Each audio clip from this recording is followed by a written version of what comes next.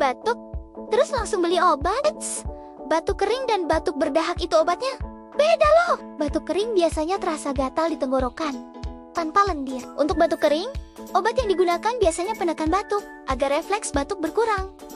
Contohnya dextromethorphan HCl.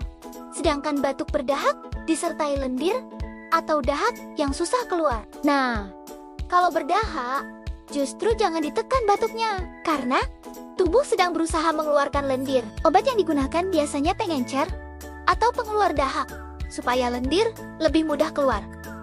Contohnya Ambrosol. Kalau salah pilih obat, batuk bisa makin lama sembuh. Jadi, sebelum beli obat batuk, kenali dulu jenis batuknya ya. Kalau ragu, tanyakan ke apoteker ya guys.